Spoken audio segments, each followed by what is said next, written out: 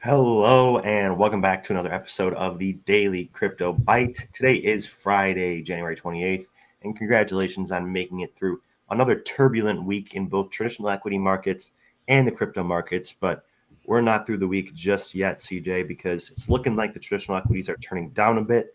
That is having some implications in the crypto market as well. We've also got some headlines to cover, some fallout from yesterday's headlines with the whole Quadriga CX founder being involved with Wonderland, as well as some other various projects. Seeing some fallout there that is spreading a little bit throughout the crypto ecosystem. So we'll talk about that, as well as just some general price action before we get started. CJ, how are you doing today, my friend?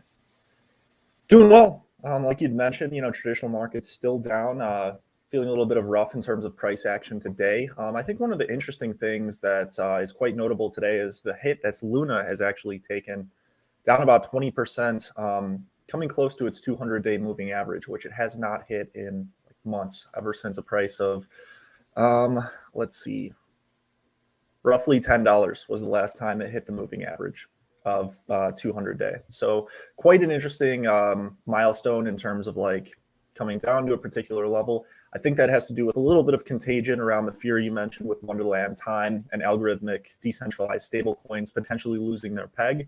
So we'll get in and discuss a lot more around that as well. But Monty, how are you doing today, my friend? Yeah, I'm doing well, CJ, doing well. Like you said, there's some alts being hit pretty hard here today.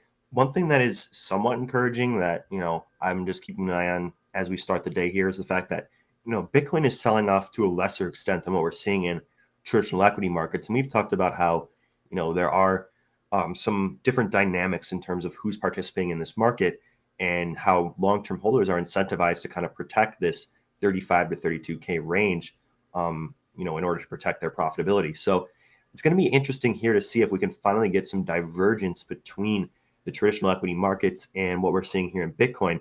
But I think what's pretty evident is that the, fear in the traditional equity markets is really hitting the most risk on assets, the assets that have, shown the most positive price action over the last 6 months.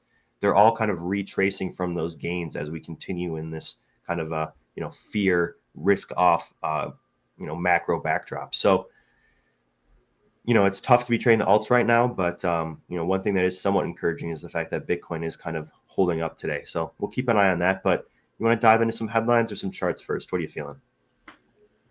Headlines would be good. Yeah, I mean, the thing that I think we've noticed just by, and you guys have probably noticed as well, just by watching flow and the tape, when futures turn down, last night, we were already at this price level for Bitcoin and a lot of cryptocurrencies. Some of the more weaker ones, like Monty had mentioned, they have fallen much more. But it's interesting that most of the negative price action has actually occurred the night prior, because I think people see that the futures in the equity markets are trading down. They assume or just are betting on the fact that equities are going to open down and continue that way. So they just sell off crypto quite hard into that. I think that's what we've seen and why we're not as down quite as much right now. But with that being said, let's get to this story around Terra, Luna, and specifically that stablecoin UST.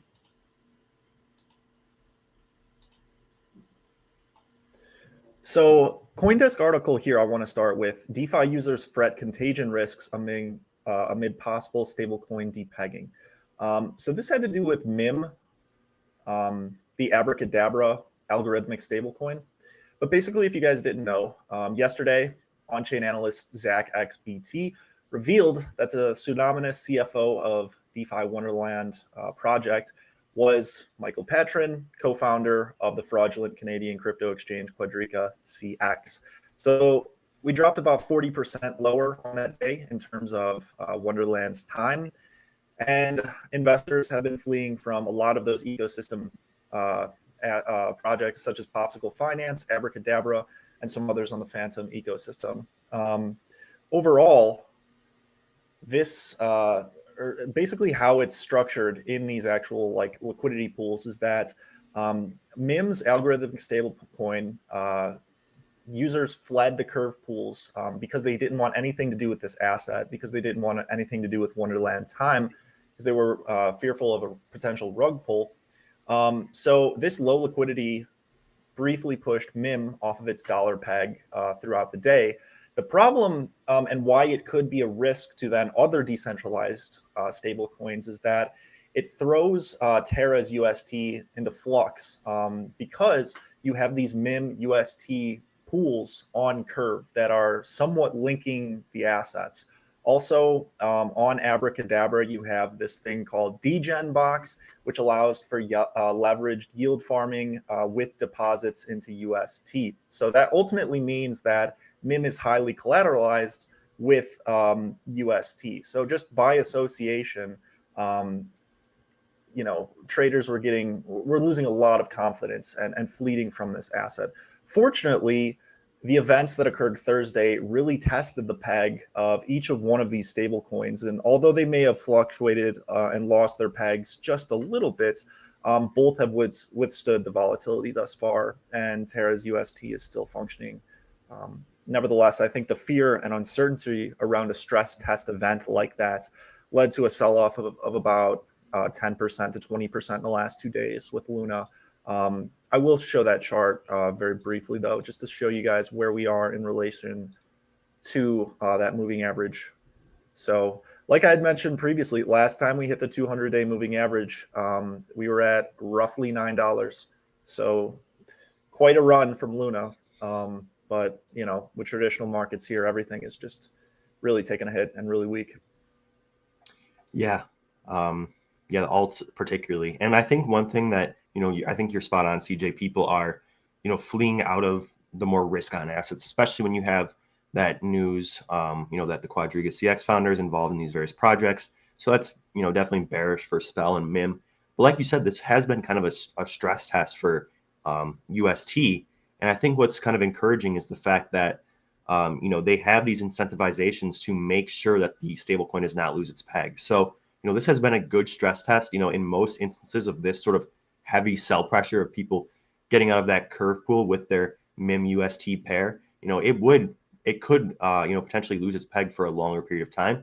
But because of those, incentive structures they have that are inherent to UST, I think that really contributed to UST maintaining its peg, not, crashing or anything like that. So that's interesting, but it has, really affected Luna hard here. So that's been unfortunate, but yeah, really only primarily for decentralized, algorithmically pegged stablecoins, not necessarily things like USDC or Tether, although they debatably have other problems. Nevertheless, Monty, would you like to get into some charts or any other news pieces you'd like to discuss? yeah. Let's hit one more headline real quick. I want to start with, or go to this real quick. And we've been talking a lot about Polkadot and their parachain launch.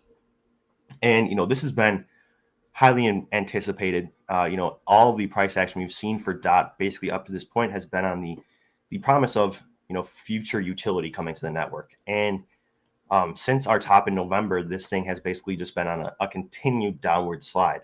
And what we need is a catalyst to kind of inject demand while also, providing, some sustained positive price action. And I think the parachain, continuing to raise money, continuing to attract funds and grow is something that's going to be very, very important. And one thing that's encouraging, something that CJ and I talk a lot about, is looking for early investors in various projects that have invested in other projects that have gone on to be successful. And one of those is Alameda Research. So this most recent round of funding, they raised 22 million from various sources, including Alameda Research. And this is Astar Network, a parachain of Polkadot. So basically what they are going to use this funding for is for geographical expansion. That's what they said on Friday. And this could potentially be, a big catalyst for some positive price action.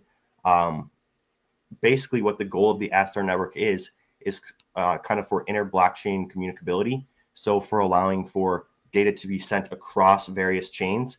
And, at the start of the year, this was a strong narrative coming into the year. Like, people were looking at Atom as a potential play because there was an emergence of so many layer ones in 2021. People were kind of looking for this next macro trend. And one thing that is, kind of still underdeveloped in the space is the ability for these blockchains to communicate with each other. I think that this is exactly what Alameda and these other, participants in this round of funding realized, and perhaps Astar Network could be, the answer to that inter-blockchain communication. So, interesting stuff here. Going to keep an eye on Astar and Dot, but ultimately, this is just another instance of Dot adding more utility. As we continue to see these parachains expand, I think we'll see more and more headlines like this, and ultimately, I'll be looking to buy Dot once we see signs of some positive price action. For now, just with the macro backdrop, with where it's at, kind of teetering on this level of 17.5, I'm not necessarily looking to enter anytime soon. But if we do, start to see some positive price action, if the macro backdrop does change, this is definitely going to be one of the first tokens I look to, invest my capital in, because during this kind of downside here, there have been significant developments in their various parachains, not just Astar, but Moonbeam as well. So, I think when this market turns around, when the macro backdrop changes, Dot will be worth a look, and that's based on some of the development we're seeing here and some of the investment from major firms like Alameda. Yeah, I always think about like Dot in comparison to Cosmos and Atom, and their respective valuations. But yeah, I mean, we'll see. We'll see. One thing I do want to share, though, before we wrap up today, is just a little bit of Twitter wisdom, I suppose. But not to be too depressing, but I mean, forget the definition of bear or bull market. I think the point is just that we are experiencing a lot of chop and just a lack of general opportunity in the market, other than just like high yield generating things. There hasn't been a lot of like swing trades, except short trades. But even those are, have been paused in the last week or whatever. So ultimately, in bear markets, it's not the price drop that makes you quit. It is the boredom. I remember in 2018, we had like a 3-month period where Bitcoin was less volatile than the S&P 500. And, a lot of people just quit and never came back. And then they look up one day and they see that Bitcoin's $30,000 or $40,000. And, they think, oh, I missed it again.